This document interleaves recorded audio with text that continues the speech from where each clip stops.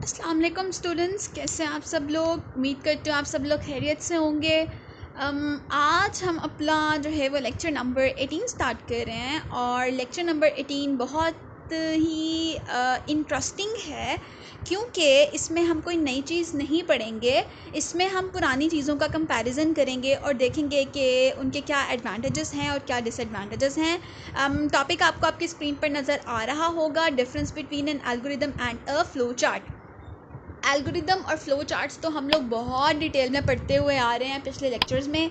पहले हम लोगों ने फ़्लो चार्ट्स को पढ़ा था। फ़्लो चार्ट्स क्या होते हैं, हम लोग किस तरह से ड्रॉ करते हैं। फ़्लो चार्ट की ढेर सारी एग्जांपल्स भी हम लोगों ने डिस्कस की थी और उसके बाद फिर हम लोगों ने एल्गोरिदम स्टार्ट किया। एल्गोरिदम की इंपॉर्टेंस क्या है, हम लोग क्यों उसको प्रॉब्लम सॉल्विंग में इस्तेमाल करते हैं। फिर एल्गोरिदम की बेसिक नोटेशंस यानी कि कीवर्ड्स हम लोगों ने पढ़े। उसके बाद हम लोगों ने एग्जांपल्स देखी कि हम लोग एल्गोरिदम को जो है वो किसी प्रॉब्लम का एल्गोरिदम हम लोग किस तरह से लिख सकते हैं। और उसके बाद हम लोगों ने लास्ट टाइम एक बड़ा ही न्यू सा टॉपिक पढ़ा था, वो था एफिशिएंसी ऑफ एल्गोरिदम्स। तो उम्मीद करती हूँ कि आपको जो है वो ये सब चीज़ें क्लियर होंगी, क्योंकि ये सब चीज़ें आपको पता होंगी, आपने पिछले लेक्चर्स गौर से सुने होंगे, तो आज का लेक्चर आपके लिए समझना बहुत ज़्यादा आसान होगा। लेकिन अगर आपने पिछली चीज़ें नहीं पढ़ी होंगी तो आज का लेक्चर उतना ही ज़्यादा आपके लिए जो है वो मुश्किल हो जाएगा। अच्छा, आप स्टार्ट करते हैं difference between algorithm and a flow chart. और बहुत ही मज़े की एग्जांपल या कह लो उसने जो है वो सिमिली दी हुई है आपकी बुक में। वो कहता है कि डिफरेंस जो है वो एल्गोरिदम और फ्लो चार्ट में सिर्फ इतना है कि एक स्टोरी है और एक मूवी है।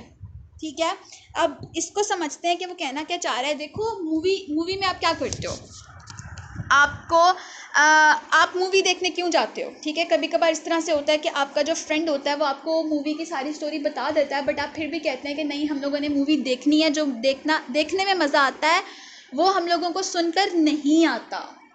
यही डिफरेंस है एल्गोरिदम और फ्लो चार्ट में। एल्गोरिदम जो है वो स्टोरी है और जो फ्लो चार्ट है वो आपकी मूवी है।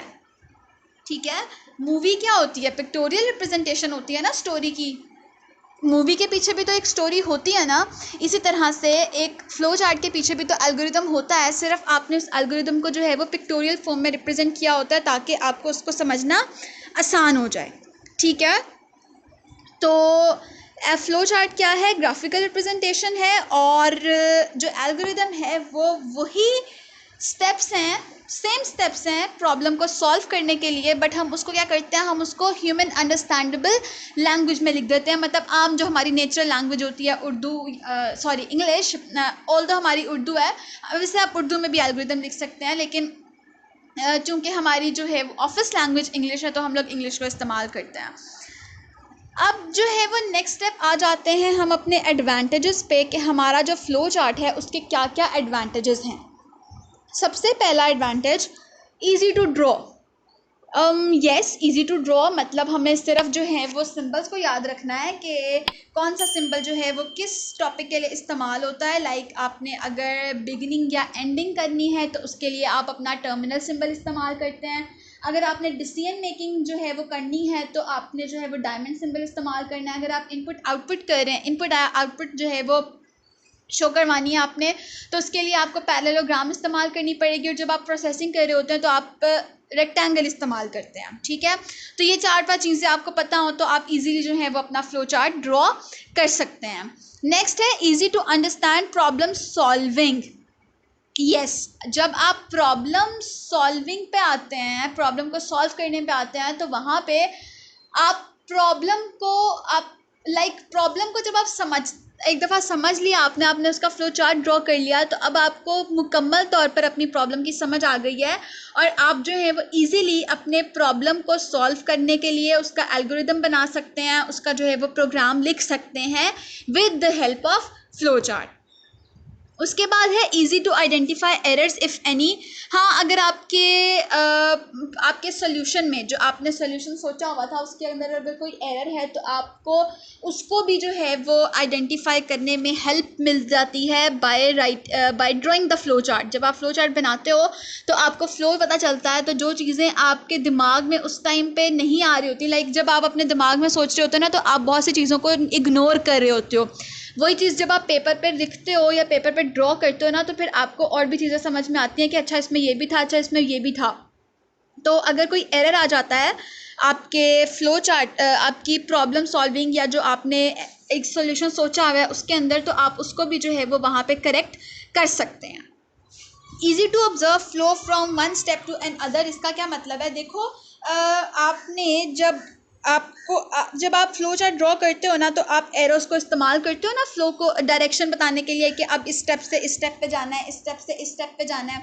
तो वो वही बात कर रहा है कि जो डायरेक्शन होती है, जो फ्लो होता है आपका, वो आपको बड़ी आसानी से जो है वो पता चल रहा होता है। आपके एरोस जो हैं वो आपको सब कुछ बता रहे होते हैं कि आपने इस स्टेप के बाद किस स्टेप पे जो है वो मूव करना है। तो आपको जो है वो ज़्यादा सोचने की, ज़्यादा जो है वो जिद्दोजहद करने की ज़रूरत नहीं पड़ती। अब ऑब्वियसली जहाँ पे एक चीज़ के फ़ायदे होते हैं वहाँ पर उसके नुकसानात भी होते हैं, और हमारे फ्लो चार्ट के भी जो है वो कुछ डिसएडवांटेजेस हैं जो कि हम अब डिस्कस करने लगे हैं। और वो ये हैं कि more time is required to draw flow chart.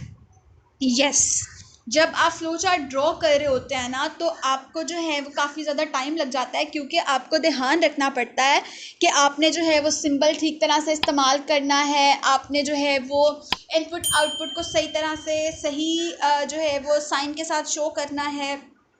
तो ऑब्वियसली जैसे आपको ड्राइंग में ज़्यादा टाइम लगता है, जैसे जैसे आपको जो है वो, अगर आप स्टोरी सुना रहे होते हो तो स्टोरी आप ज़्यादा से ज़्यादा जो है वो 10-15 मिनट में एक्सप्लेन कर देते हो, बट आप जब मूवी देख रहे होते हो तो you have to sit for 1.5 या 2 आवर्स। ठीक है, तो इस तरह से जो फ्लो चार्ट है वो भी ज़्यादा टाइम लेता है फॉर द ड्राइंग। उसके बाद है modifying the flow chart is not very easy every time. Yes, जब भी आपने फ्लो चार्ट को एडिट करना है ना, तो ऑब्वियसली आपको वो दोबारा से रीड्रॉ करना पड़ेगा, क्योंकि आप अगर उसी में चेंजेस करते जाओगे तो एक तो वो बहुत ज़्यादा कॉम्प्लेक्स हो जाएगा, बहुत ज़्यादा गंदा सा हो जाएगा, आपको समझ नहीं आएगी कौन सा एरो किधर जा रहा है, कौन सा एरो किधर जा रहा है। तो you have to redraw it. तो जब भी आपको चेंज करना है फ्लो चार्ट के अंदर कुछ, तो आपको जो है वो बड़ी मुश्किल होगी उसके लिए। उसके बाद हम लास्ट डिसएडवांटेज पे आते हैं, जो कि है it is not suitable for very large problem. Yes, अभी तो जब हम लोग प्रॉब्लम्स की बात कर रहे थे वो तो बड़ी सिंपल सी प्रॉब्लम्स थी। ठीक है, 2 नंबरों को ऐड कर दिया, मल्टीप्लाई कर दिया, फॉर्मूला लगा दिया, या जो है वो थोड़ा बहुत कंडीशंस लगा दी। लेकिन जब आप किसी बड़े प्रॉब्लम को सॉल्व करते हैं, तो बड़ी प्रॉब्लम को सॉल्व करने के लिए उसका जब आप फ्लो चार्ट बनाने की कोशिश करते हैं तो वो इतना आसान नहीं होता जितना कि छोटी प्रॉब्लम्स के लिए होता है। लार्ज प्रॉब्लम्स के लिए आपको फ्लो चार्ट जब आप ड्रॉ करते हो तो उसके लिए आपको बहुत ज़्यादा जो है वो मेहनत की ज़रूरत पड़ती है।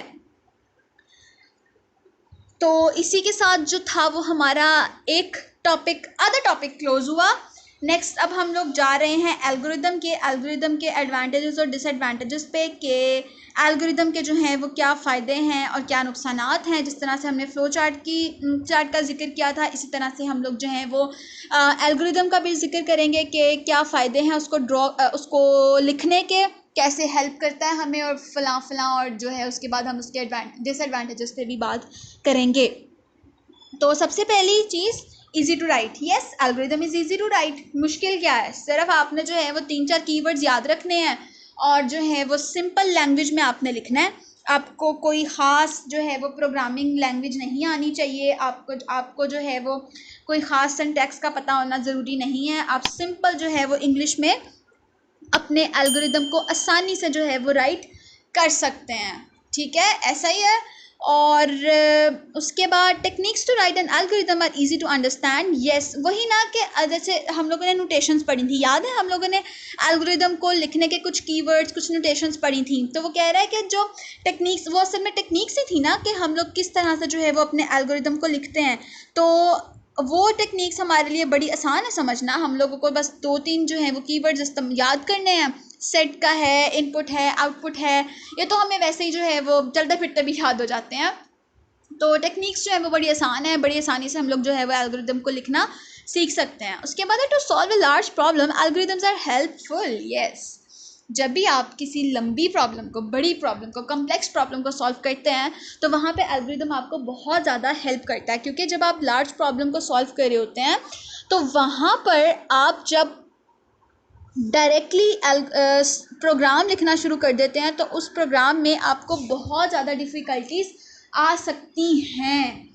तो उन डिफ़िकल्टीज़ को जब सॉल्व करने के लिए एल्गोरिदम आपका साथ देता है, आपकी हेल्प करता है। And now we come down to the disadvantages of an algorithm कि algorithm जो है वो एक्चुअली ये डिसएडवांटेजेस नहीं है, असल में ये वो मुश्किलात हैं जो हमें एल्गोरिदम को लिखने में पेश आ सकती हैं।